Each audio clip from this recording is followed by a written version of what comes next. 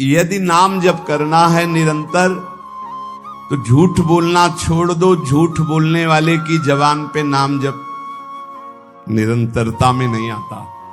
पकड़ो, मृषावादम परिहरेत, झूठा बोलना बंद करो।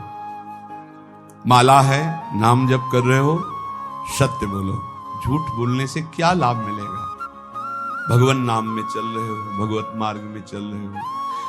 और देखो, व्यापार आदि में भी झूठ बोलने की जरूरत नहीं। जिनको लगता है बिना झूठ बोले व्यापार नहीं चलता, वो कमजोर हृदय के हैं। सब कोई जानता है मुनाफे के लिए व्यापार किया जाता है। अपनी सामान का मुनाफा जोड़कर बोल दीजिए, झूठ बोलने की जरूरत नहीं। अरे बहुत झूठ बोलते हैं। एक गमछा है खरीदने के लिए, जिससे गए तो 130 रुपया, नहीं थोड़ा कम कर दो। वो तुम्हें बताएं, कसम से कहते हैं 120 का लाए हैं। अब 120 का तुम ले ही ले, तुम्हारे लिए हम कसम बोलने की क्या जरूरत थी? झूठ क्यों बोल गए? भाई 130 का हम दे रहे हैं, तुम्हें लेना लीजिए, नहीं दूसरी दुकान देखिए। ज्यादा उसमें चापलूसी या झूठ बोलने की जरूरत नहीं। मृषावादम परिहरेत, यदि आप व्यापारी हैं या गृहस्थी में कोई भी कार्य बोले बिना झूठ बोले काम नहीं चलेगा। ऐसा तो हमें शास्त्रों में कहीं नहीं मिला कि कोई व्यापार, कोई ऐसा कार्य की झूठ हो। हाँ, एक जगह जरूर झूठ बोल देना चाहिए। यदि किसी के प्राण बच रहे हैं, सर्वस्व का नाश बच रहा है, जरूर झूठ बोल दो, उसके प्राण बचा लो। वो झूठ तुम्हें सत्य का लाभ प्रदान करेगा। अपने स्वार्थ के लिए झूठ मत बोलो।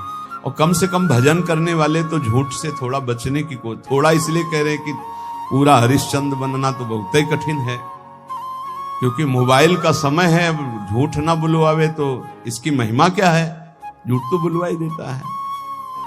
बहुत झूठ पकड़ा जाता है। झूठ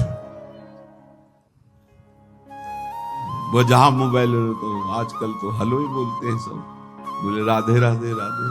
कहां हो? बाजार में है इस समय, बगल से बगले के फ्लेट में है, बाजार में है इस समय, तो नहीं मिल सकते। बाजार झूठ बुलवाता है मोबाइल, बहुत झूठ बुलवाता है। वृंदावन में है, अपने घर में, कहां हो? इस समय तो आगरे में, आज तो नहीं मिल सकते, फिर आगे बताएंगे आप। अब क्या जाता है, झूठ बोल दिए। अरे भैया बेमतलब झूठ बोल रहे हो। नहीं असत्य संपातक पुंजा। और बता दें, झूठा मुंह मत रखना यदि निरंतर नाम जप करना। चरणामृत पीने से झूठा नहीं होता। भगवत प्रसाद का किनका लेने से झूठा नहीं माना जाता। शेष कुछ भी झूठा मत रखना। कल हमको एक डॉक्टर साहब शिक्षा दे गए हैं कि आप शराब मांस आदि के लिए तो निषेध करते ही हैं, तमाकू और पान मसाला का भी निषेध कीजिए, क्योंकि इससे कैंसर हो जाता है। तो इसमें और दोष है कि जैसे आप, अब जब चिंतन हुआ तब समझ में, आप मुख में रखोगे तो मंत्र नहीं जप पाओगे। फिर खूब अच्छे से कुल्ला करके, जी भी करके, आचमन करके फिर मंत्र, और ऐसा कौन करता है? तो मसाला तो और तमाकू सुपारी खाने वाला निरंतर नाम जप नहीं कर सकता।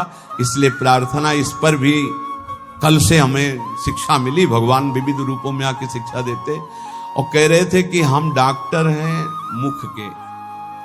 सैकड़ों ऐसे लोग जिनके मुख के कैंसर हो गए हैं, जो तमाकू, गुलमंजन, पान मसाला, तो ये भजन में भी खतरनाक है भाई। सिद्ध पुरुष हो तो हम प्रणाम करते हैं भाई, लेकिन साधक हो तो पान मसाला, तमाकू, ये चीजें बंद कर दो। अभी तक तो हम यही शराब मांस इसके लिए बोलते थे। वो कल बता गए, बोले बड़ी बुरी स्थिति कैंसर के मुख में हो रही है इसी से। तो झूठ बोलना छोड़ दो। पान मसाला, तमाकू, ये सब इस भजन के लिए बहुत बाधक वस्तुएं हैं। कुर्यात प्रिय मयाचितः, कभी दूसरे का अप्रिय न करे। अब यहां विचार करना है, दूसरा अपनी भावना से दुखी हो रहा है, वो बात अलग है। हम कोई ऐसा अप्रिय कार्य, अप्रिय वचन, अप्रिय चेष्टा न करें। न च कामान सरंभान द्वेषाधर्म मुत्सृजेत, कभी काम से पीड़ित होकर धर्म का त्याग न करें। कभी क्रोध से पीड़ित होकर धर्म का त्याग न करे, काम से पीड़ित होकर कभी दूसरे शरीरों का जो धर्म विरुद्ध है उनका सहवास न करे, क्रोध से पीड़ित होकर कभी पूज्य जनों को मारे पीटे ना, गाली गलौज न करे, उनका अपमान न करे, और द्वेष से कभी धर्म का त्याग न करे, द्वेष पूर्वक किसी का अहित, किसी का मंगल ना करे, तो निरंतर नाम चलने लगेगा। आप अभ्यास करो, तमाकू मसाला ना खाए, झूठ न बोले, पराई माता बहनों की तरफ काम दृष्टि से न देखे, या पराये शरीरों से काम भावना धर्म विरुद्ध न करे, क्रोध में आकर पूज्य जनों का अपमान न कर दे, कड़ुए वचन न बोल दे, द्वेष में आकर किसी का अहित न करे, तो नाम जब अभ्यास से बहुत जल्दी निरंतरता पकड़ लेता है। न पापे प्रतिपापः स्यात् साधुरेव सदा भवेत्, आत्मनैव हतः पापो यह पापम कर्तुमिच्छति। यदि तुम्हारे साथ कोई पापी आदमी पाप का बर्ताव कर दे, यदि तुम नाम जापक हो, तो उसके बदले में तुम पाप मत करना। ना उससे तुम बदला चाहना, ना भगवान से, ना किसी और के सहयोग से, और ना स्वयं से। ये भगवत प्राप्ति के लिए है। संसारी आदमी ऐसा नहीं करेगा, वो तो एक थप्पड़ का जवाब 2 थप्पड़ में देना चाहेगा, लेकिन भक्त का स्वभाव ऐसा कह रहे, यदि कोई पापी आदमी तुम्हारे साथ कोई भी गलत बर्ताव, तो हमारा कर्तव्य है कि हम भगवान से प्रार्थना करें, हे प्रभु इसकी बुद्धि शुद्ध कर दो। नाथ, यदि इसकी बुद्धि शुद्ध हो जाए तो ये भी महात्मा हो जाएगा, प्रभु इसको दंड मत देना, ये बहुत भूल में है, इसकी भूल को मिटा दो हे नाथ, हम आपसे प्रार्थना करते हैं। इसका प्रभाव ये होगा कि भगवान आपसे बहुत प्रसन्न हो जाएंगे। उसका तो जो होगा वो उमा क्षमा सापौते भारी, वो दंड तो भोगेगा ही भोगेगा पक्का, पर आपने क्षमा कर दिया तो आपके लिए आपके इष्ट बहुत प्रसन्न हो जाएंगे आपसे। जो साधु स्वभाव है वो किसी भी भारी संकट में पड़कर भी पाप कर्म न करे। जैसे एक प्रसंग आता है संकट का, सदन जी का, सदन कसाई बड़े महाभागवत थे। ये भगवान श्री जगन्नाथ जी के दर्शन करने जा रहे थे, महान अनुराग रस में डूबे हुए, 2-4 घरों से भिक्षा ले लेते पाते हुए फिर। तो संध्या समय था, एक घर में भजन करने से एक मुख में विशेष आकर्षण होता है, भागवती का आकर्षण होता है, जो एक आत्म सुख प्रदान करता है। लेकिन जो विषयी जन होते हैं उनके लिए वो आकर्षण काम में भी बदल सकता है। तो उनको एक नवयुवती जो नववधू थी उस घर में, उसने देखा, उसने कहा बाबा यहीं पा लीजिए। उनका जैसी आपकी इच्छा। जब पाया तो कहा यहीं विश्राम कर लीजिए। कहां जाते हो? तो कहा जगन्नाथ जी के दर। तो सुबह चले जाना। अब यहां थोड़ी त्रुटि हो गई।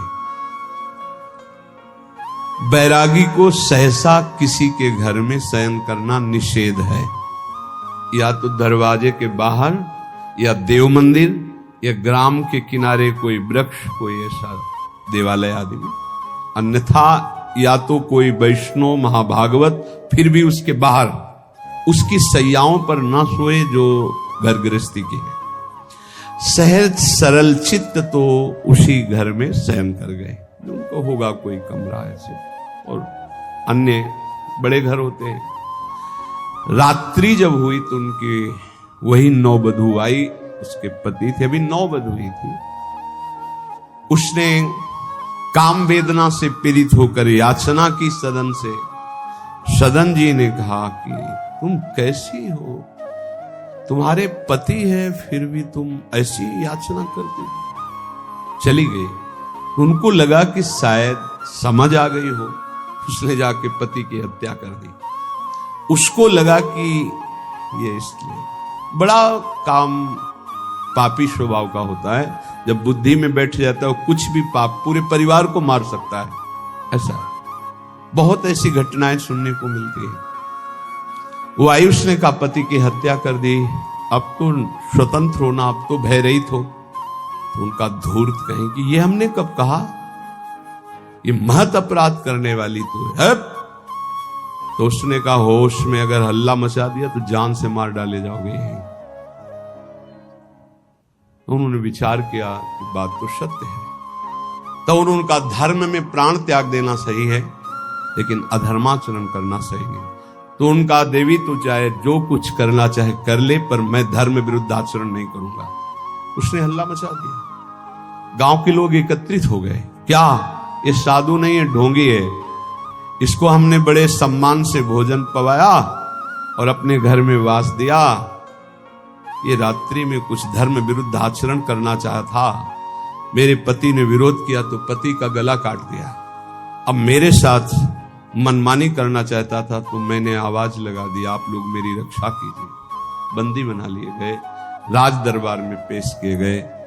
राजा ने पूछा क्या आप अपराध किया? एक बार उन्होंने कहा कि नहीं। तो उस स्त्री ने कहा झूठा है, ये दम्भी है, पाखंडी है, साधु नहीं है, वो महापुरुष थे। राजा ने पुनः पूछा तुमने अपराध किया? तो उनका ये जो देवी कह रही उसी के अनुसार मुझे दंड दिया जाए, क्योंकि भगवान की इच्छा, इसीलिए सब विधान बना। दोनों हाथ यहां से काट लिए गए, हाथ कटवा लिया, धर्म विरुद्ध आचरण। अब कुछ ऐसे लेप लगाए गए जिससे रक्त रुक गया। जगन्नाथ जी के दर्शन करने गए तो बहुत हंसे प्रभु से, क्योंकि वो सच्चे थे। उन्होंने कहा प्रभु आप जानते हैं फिर भी ये लीला, अगर आज हाथ होते तो मैं हाथ जोड़कर आपको प्रणाम करता, पर स्वीकार करो आप हमारा। और जे ही ऐसे किया तो नवीन हाथ उनके प्रकट हो गए। सच्ची मानिए, कह रहे यहां कि आत्मनैव हतः पापो यह पापम कर्तुम इच्छति, पापानां विद्याधिष्ठानम लोभमेव द्विजोत्तम, लुब्धा पापम विवश्यन्ति नरा नाति बहुश्रुताः। किसी भी लोभ या किसी धर्म संकट में फंस करके भी पाप आचरण नहीं करना चाहिए। कभी कई तरह के ऐसे धर्म संकट भक्तों के जीवन में आते हैं, उस समय आप अपने आराध्य देव की निष्ठा में रहो। प्राण भी चले गए तो भगवान की प्राप्ति हो जाएगी, लेकिन धर्म भ्रष्ट हो गए तो क्या?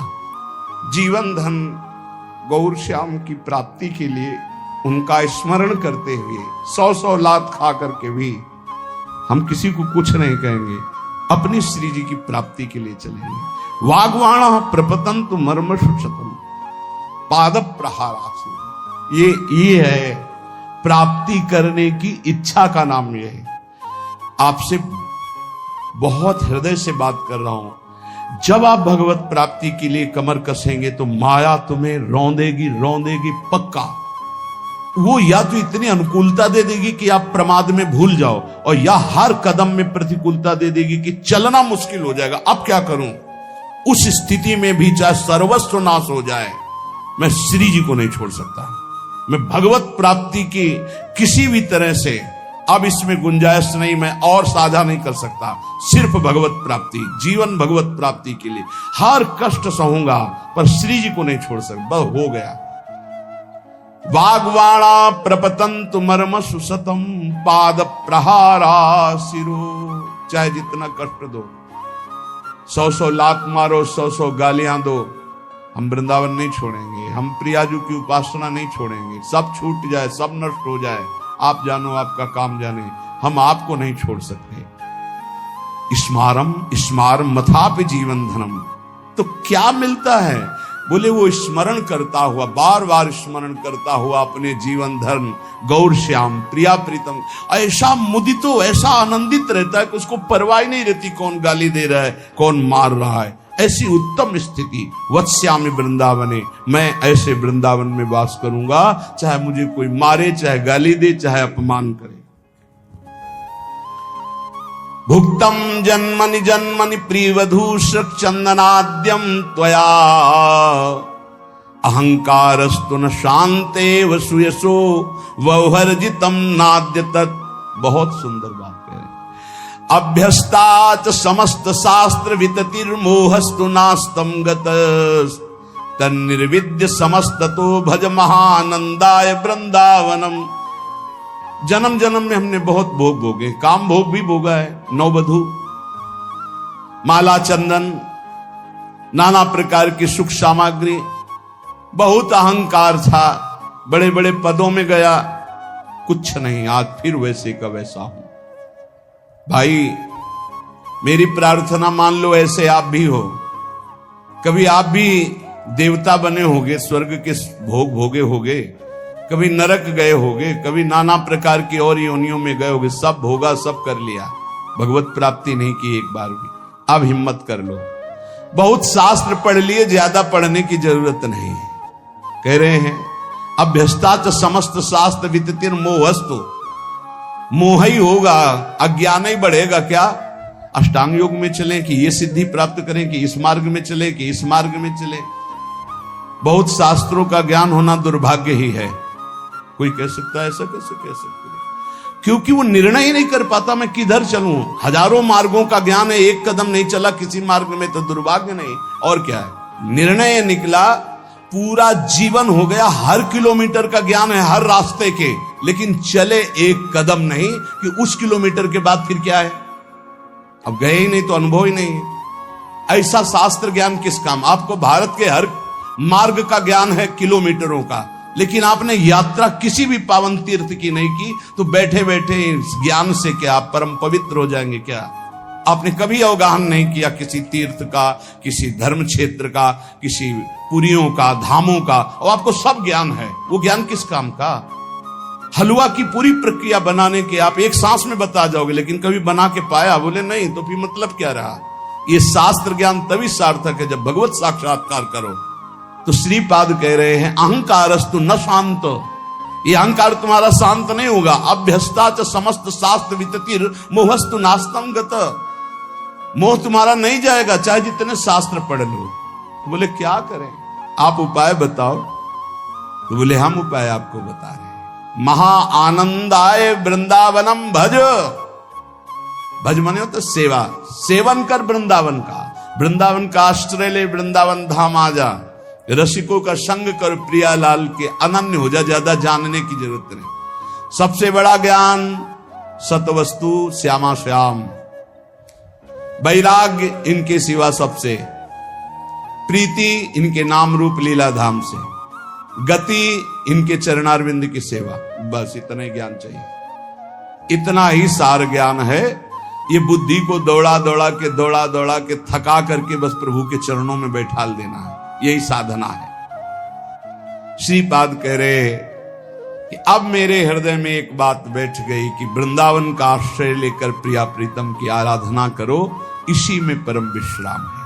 संत वाणी, जो भगवत प्रेमी, भगवत प्राप्त महात्मा जन है, वो हमारी छोटी छोटी त्रुटियों से लेकर बड़ी त्रुटियों का सुधार करने के लिए शास्त्र के वचनों का अनुभव करके बोलते हैं। जीवन दो गतियों से गुजरता है। एक गति है जन्म मृत्यु में भटकना, और एक गति है जन्म मृत्यु से मुक्त होना। दो ही मार्ग है। अस्तो मां सदगमय, असत से सद की यात्रा करो, या सद स्वरूप का विस्मरण करके असद में रत हो जाओ जन्म मृत्यु के चक्र में। 84 लाख योनियां हैं कर्मानुसार। इन 84 लाख योनियों में जीव भ्रमित होता है। इस योनि में एक एक योनि लाख लाख प्रकार की है।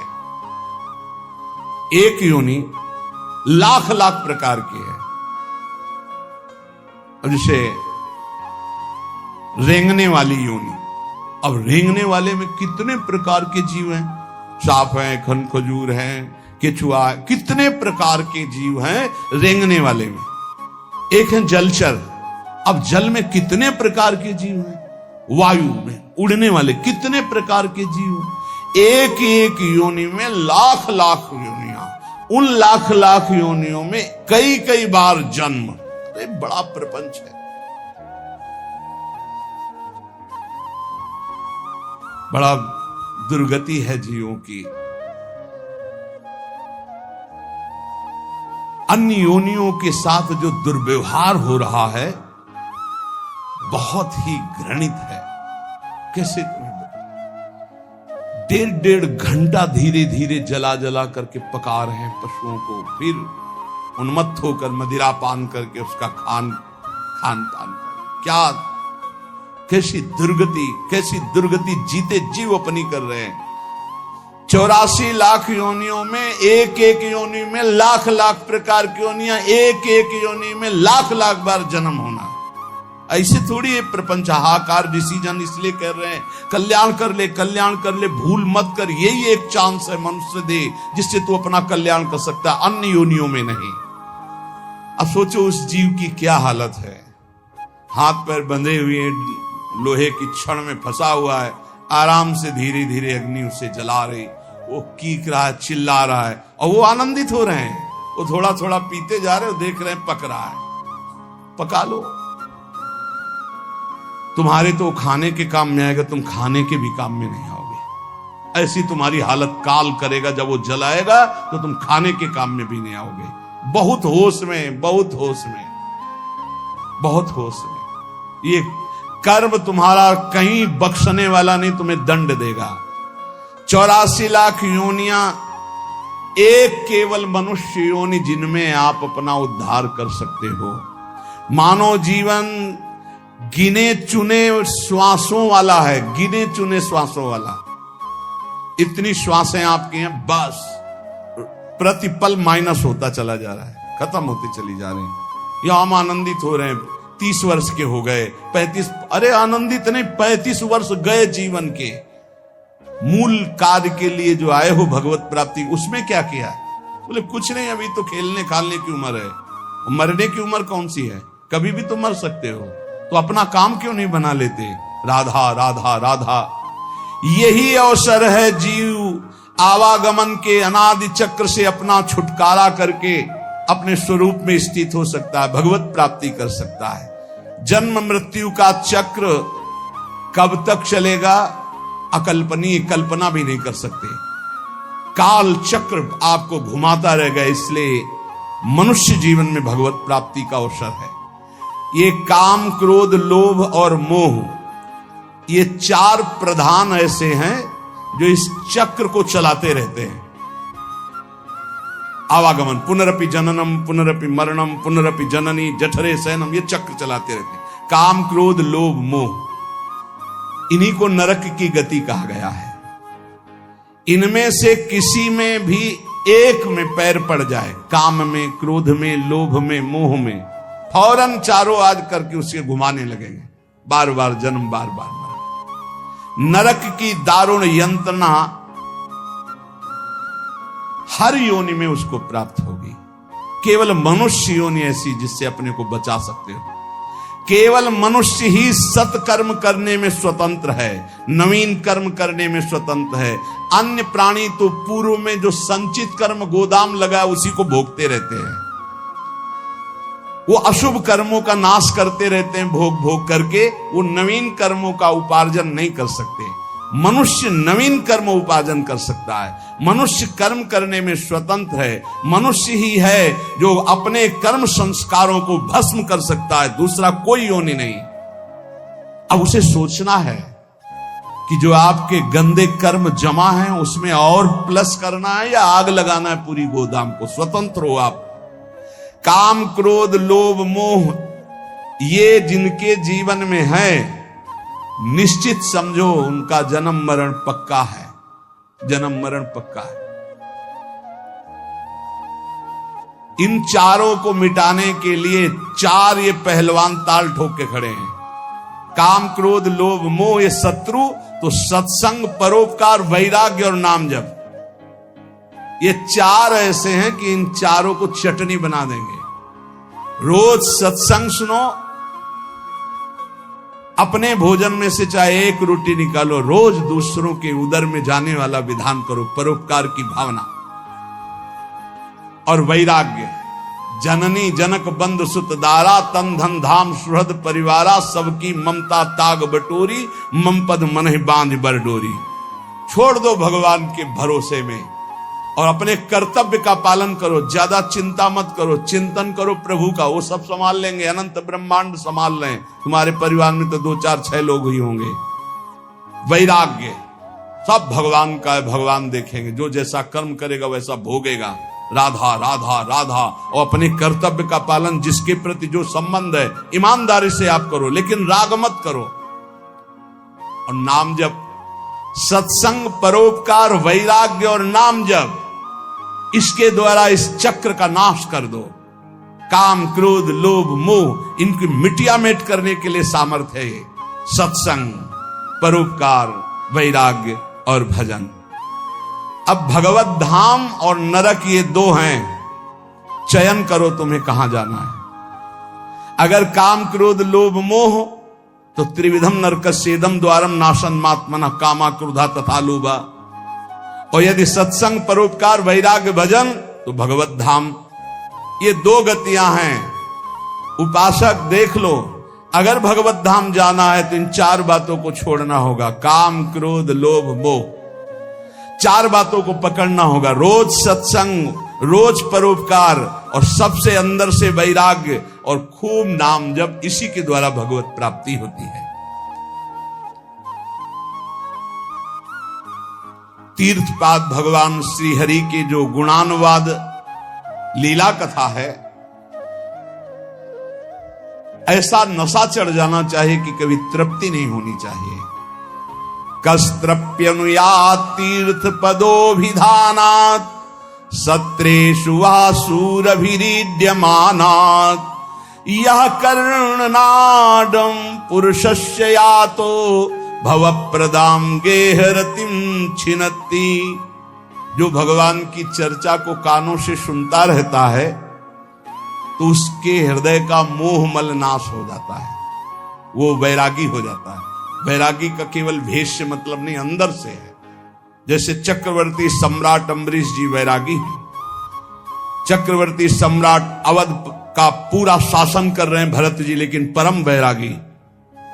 जो अनुरागी है वही परम वैरागी है, जो परम वैरागी वही अनुरागी है। जो भगवत चर्चा सुनता रहता है रोज, तो सर्वसंगोपहो हिमाम, सत्संगहा सर्वसंगोपहो हिमाम। सत्संग आपको सब संगों से अलग करके भगवत अनुरागी बना ही देगा। कौन ऐसा है जो प्रभु की चर्चा सुनते सुनते अघा जाए। नारद आदि महात्मागण, बड़े बड़े साधुजन जिनका सदैव यश गान करते रहते हैं, अहोभाग्य है उन मनुष्य शरीरधारियों का जो अपने कर्ण रंध्रों से भगवत चर्चा सुनते रहते। उनका संसार चक्र में डालने वाला ये विकार, घर गृहस्थी की आसक्ति, ये उसे अब अगला जन्म नहीं करने देगी। घर गृहस्थी की आसक्ति, ये काम, क्रोध, लोभ, मोह आदि, उसको अगला जन्म नहीं दे सकते जिनके कानों में रोज भगवत चर्चा पड़ती है और वो भगवत चर्चा सुनते हुए कभी अघाते नहीं। शास्त्रदधानश्च विवर्धमाना विरक्ति मन्यत्र करोति पुंसः, हरे पदानुस्मृतिर्निवृत्तस्य समस्त दुःखात्यमा सुधत्ते। जब कथा सुनते सुनते कथा में स्वाद आने लगे, एक एक शब्द बहुत गंभीर आनंददायक लगने लगे, तब समझ लेना चाहिए कि अब हमारे कल्याण का अवसर आ गया। भगवान की बातें बहुत प्रिय लगने लगे, भगवत चर्चा एक आनंद देने लगे। समस्त विषयों से वैराग्य उसी का होता है जो रोज सत्संग सुनता है। पर सत्संग सुनना, समझ लीजिए, कल श्रोता का वर्णन हुआ था, चातक की तरह सुनना। हमारा जीवन है सत्संग, उसका मनन करना, उसको आचरण में उतरना, कि सुने बस चले गए। इतना समय तो सार्थक हुआ, पर मनन नहीं करोगे तो सत्संग का हृदय रूपी अंधकार नाश करने का जो प्रभाव है वो मनन से होता। मनन नहीं तो फिर नहीं बन पाएगा। सुन लिया, दूसरों को सुना दोगे, काम नहीं बनेगा। भगवत चरणारविंद के निरंतर चिंतन की सामर्थ्य सत्संग से प्राप्त होती है। समस्त दुखों का नाश भगवत चिंतन से होता है। भगवत चिंतन की प्राप्ति सत्संग से होती है। इसलिए तान चोच्य सोच्यान विदोनु सोचे हरे